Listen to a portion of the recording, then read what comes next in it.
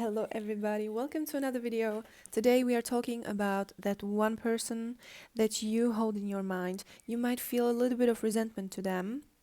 You either don't want to forgive them, you don't see the reason why you should be forgiving them, or you want to forgive them but you can't. You don't know how, you just can't help yourself but to just keep that grudge in yourself. Maybe because it feels like if you forgave them, maybe you would feel that you would betray yourself because maybe what they did was so painful. So why would you forgive them? That would be a betrayal to yourself, right? That would not acknowledge the pain that it cost. And so we're going to talk about it today. What is actually behind this? And I'm going to tell you also some scientific reasons why we really want to forgive everyone that has ever done us wrong. We want to forgive them because it's not about them, it's about you. And by the end of this video, I strongly believe that you will be more prone to actually look at them and be like, I don't feel any type of grudge, I don't feel any type of resentment to you anymore. And if we want to even level it up, you might even want to send them love. But that's for the end of this video. And I'm gonna tell you also my story a little bit so that we get some example. And I can tell you that for maybe like 3-4 years, I had this one person in mind that I would not be able to forgive them. I would be always thinking about them in a very negative light, in a light that would just blur my mind always. I remember that when I would need to focus or I would need to think clearly, I would need to learn, I would need to consume something, some information that I should retain, and I would always think about them in this negative light, and I would always be like, no, I can't I'm going to think about them like this. That's what they did, and this is how I see them in life. And so why would I forgive them? Why would I think about them, in like more loving way? It's not, that wouldn't be fair to for me, for myself. And since I love myself, I thought that it's a sign of loving myself. Well, so I would still have this approach in mind. I would be like, no, if they done me wrong, there's nothing, why should I forgive them? They don't deserve it. I want them to apologize, maybe. If they apologize, maybe. Yeah, I would be very much holding on to the fact that they just did me wrong and they are this negative person in my life. And even though they weren't in my life anymore, I would always look at them through this lens. Then I started to read some books. I just read some books. When you read, you really deepen your understanding about everything. I have no idea, honestly, what type of book was that. I bet that it was just a book about healing or something like that. And there was this part of forgiveness. And I was really surprised what I've read there, that forgiving someone is actually a sign of love to yourself, and that forgiving someone else, it doesn't do anything with that other person. They don't care. Let's be honest, they are either not here on this earth anymore, or they don't care, or they just forgot, literally, like they just don't care. And if they do, okay, but we don't care if they don't care or do. It's just about us. And why is it actually good for us to forgive them, even though they don't know it? They don't have to know it. It's because of our attention. It's because of our focus. What does it actually mean that we don't forgive a person on a day-to-day basis? What it means, or what it can mean, is that we keep replaying the conversations. We're trying to reconciliate in our minds with that other person, or we're trying to make them apologize, or we're just making up stuff in our heads. And what does it do actually, like in realistic terms? It wastes our time. It just slows us down. It puts our attention into something that is no longer here. Like, imagine your ideal self. Your ideal self If they think about something, they do it immediately. They get things done. They're not slowing themselves down with unnecessary stuff to think about, to do. I was thinking that it would be keeping the loyalty to me and to my worth, because I'm worth more than what happened to me. And if I forgave them, it would be like being okay with what happened. But that's actually not at all what forgiveness means. But I might have been thinking that.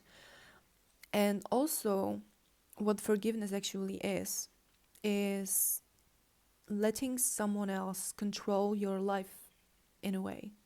Because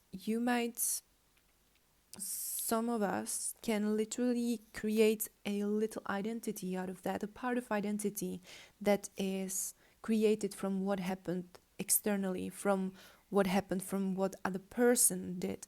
And since we don't have the control of other people, isn't that actually taking our control away and being this dependent person? Even though I believe that you're watching this video, you really want to be independent. You really want to live your life on your own terms. You want to just decide for yourself. Forgiveness is one of the things that will prove that you're deciding for yourself. Because you, by not forgiving them, you're keeping partially them in control. And they don't know it. But it's all about you. Again, it's all about you. You're letting them control part of your life, part of yourself. But now you have control about how you will respond. Just the fact that you give them the attention is already making them so powerful in your life, without them realizing it and without you realizing it. And so that's why forgiving that person is what sets you free. And that's why it has never been about them, and it has never been about whether it would be fair or not fair to what happened to you. It is just about you setting yourself free and moving on, being able to move on. Because if you don't forgive them, you will never be able to move on. In my case, it was like realizing, oh shit, I was really making a little tiny part of myself this betrayed identity. I would be, and I would subconsciously, this is not consciously like, yeah, they've made me wrong and now I'm gonna be the betrayed one and therefore I'm gonna organize my life around that. Not at all, but subconsciously you might be thinking about yourself like, I don't want to trust this person because I don't know why, maybe even because it's so subconscious. You don't even know why is it happening, that you just have trust issues. Maybe it is because you haven't forgave the person that made you wrong and that broke your trust. And this all happens subconsciously. It is never going to be so explicit on the surface unless you do the work, the inner work. This might be a influence that we're not aware of, but we have to become aware of that. Otherwise, it would literally run our lives as it is stored in our subconscious mind. That's when a grudge might feel protective, but it's really expensive in terms of your future, in terms of being open-minded and talk to people and share with them. And if someone would do me wrong next week, I would again put that person in through the same process and forgive them. That's kind of like the first reason why you really want to look into who done you wrong, who you feel resentment to. And it could be even the person that you love, like it could be your mom or it could be your father. It could be anyone that you have once felt that they have just done you wrong in a way. Also, what I want to say, that forgiveness is not approval. You're not saying by forgiving that this was okay. You're not saying that you're okay with that. You're just saying that you value yourself more than what happened to you because you just want to freaking move on. Why would you want to hold yourself in this negative space when it was so bad for you, when it was so hurtful, when it felt like hopelessness. Why would you want to hold on to that feeling, that space, that thoughts? So that's why it's actually released for you. It's not aimed at them being actually not that bad. It's aiming at you being good and being in control and being courageous enough to just let it go and move on. And as I've already mentioned, sometimes it is really subconsciously creating a identity out of that, like the betrayed one, the hurt one, the one that doesn't trust anyone, the one that is really careful with making new connections with other people. We're not born like that. Children are not born like that. That's what we have just learned our identity to believe in, and that's why if we believe in something, we're always, and our brains are always going to make sure that we follow these instructions. I don't trust people. Okay, the brain will be like, all right, we're not gonna trust people. Don't worry. I will never let you trust anyone. Even though consciously you want to trust people. Unless you look in that subconscious mind and be like, so where is this place in my mind that I need to heal in order to fulfill my wishes that are conscious? I want to trust people. I want to make deep connections, but I just don't know how. Look into who have betrayed you. Look into who you have forgave or didn't forgive. And maybe that will give you some answers. Also, there are many research papers that suggest that not forgiving someone and holding on to a grudge can only support fight or flight state of your nervous system and will be more prone to anxiety, to depression, and to chronic anger. And that has even influence over your physical health. And there was even a project on forgiveness in Stanford, and the participants that have been through this training of forgiveness, they have reported less anger, less anxiety, and even some physical influences like less headaches, less nausea or chest pain, because anything that is happening in our mental state will always somehow manifest in our physical state. That's why chronic stress is influencing your whole appearance, literally. Your eyes might be dull, your hair might fall out, your overall physical vitality might get just so low just because you have chronic stress. And because it is one thing, it is just one thing. It's nothing is separated in this whole body. The mental states are as connected, or like not connected because that would be separated. It is not separated at all, actually. It's just one thing. So don't be surprised that if you forgive someone and you all of a sudden just think more clearly, you all of a sudden have less headache, less migraine, less nausea, you're just more likely to go for a run, you're more motivated. Don't be surprised if this happens. There are some side effects to that. Disclaimer.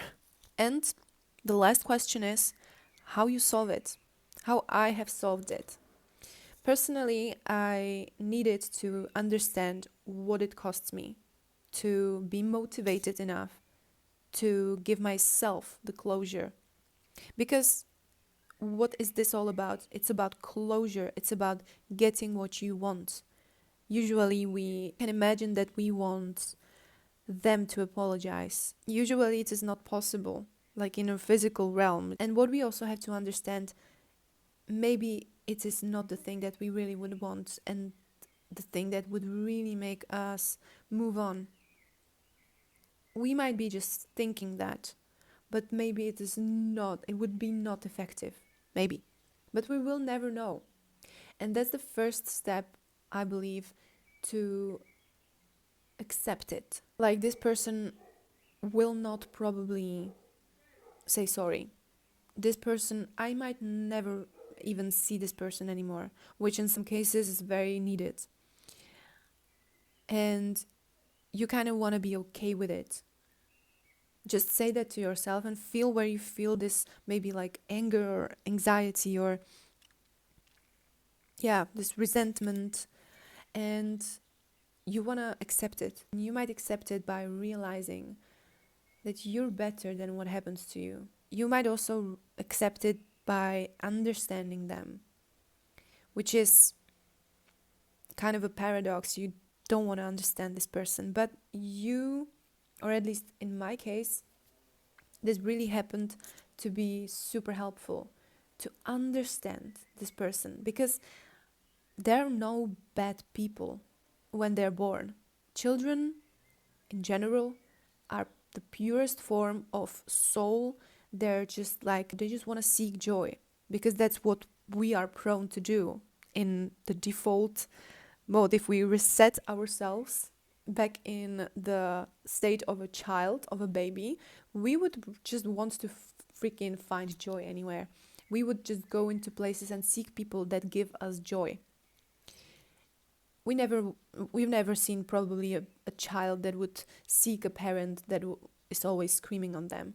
We would always see a child that's seeking the parent that is kind to them, that makes them laugh, that are just easygoing. Let's be real. We would either put effort into our fake scenarios, or we can put effort into understanding them, and that's just one-time investment, let's say, of our time and attention, and we would have this light bulb. Literally, when I did that and I tried to understand this person, I was thinking about them through a different lens. I wasn't thinking about them through the lens of a victim. I was thinking about them through the lens of like a researcher. I was like, okay, so what probably happened to this person so that he would have this something in themselves that would do me wrong so bad? Like why would they do that actually? And you're starting to think about them from the perspective of not a judge, but from a perspective of someone who just wants to understand them. And honestly, what also helped me a lot was some kind of meditation for forgiveness. It's incredible. I will link down some of them. What you realize about that person and about yourself as well, if you really want to, make this a good closure, you kind of want to send them love at the end of understanding them. Honestly, that's all they needed. The most important thing for a person in this life is love. We would do so many things for love, and some people can hurt you for love. Maybe hurting you was getting attention from you. Maybe that was the most desperate way they needed to receive love. But they did that. And so understanding them is weirdly healing. But that's not actually the exercise that I wanted to do. I just thought about it, and I thought that it's important to say. And finally, we're getting into that exercise. So what you want to know, understand about yourself is what you actually want. What do you want? And you don't tell me, it's not that easy. What do you want? What is the one thing that you expect if they apologize to you? What would you feel? Like, what do you want through that feeling? And really, study that. Just be like, sit down for 10 minutes and think about this. Because it will come up. If we give that time and space to verbalize somehow, because feelings are not sometimes that easy to verbalize. But you can do that. And so once you defined what do you want actually, then what I did was I wasn't even putting a timer on that. I just opened my journal. We're gonna journal again. And I wrote them a letter that I have never sent. And I said everything. I said literally things that if someone read it, I would be like, how can I block a person in real life? No, but it's really super honest. And I said everything. I said how much I wanted, what I wanted from that other person. I have said to them and to that journal that what I want them to do, what I would love them to do right now. I said everything. And honestly, it took me like 1 hour and a half with little pauses to write it. It was very long. But after writing it, I felt like a freaking newborn person. And this is really what type of effect has journaling on me. It's really this release and this realization. And by putting things and thoughts into your words, it is also proven to be healing and for it to be helpful to organize your own thoughts, making you think sharper. And honestly, sometimes you can even send it, because I have one friend that we did not really understand each other in a way. We both felt super misunderstood. And one day he just sent me a letter with everything that he thought and with everything that he wanted to say to me. And I thought that and I thought to myself, like, wow, this is really, first of all, it's a huge sign of strength and of courage. I even started to respect that person even a little more. And it gave him some kind of relief, and it gave me also some kind of relief. Of course, if that person did you so wrong and so bad that you don't even want to contact them, you don't have to. It's all about you bringing back that peace and that control over your own thoughts, over your own feelings. Anyways, if you want to talk about this a little bit more into depth, feel free to book a call with me, or you can join the Alignment Society. We'll be waiting for you there to welcome you. I hope that this video was helpful in any way. And if you want to also leave a comment, I'll be very happy for that. What you agree with, what you don't, I'm always open for a discussion. And yeah, see you very soon. Stay awesome and keep forgiving.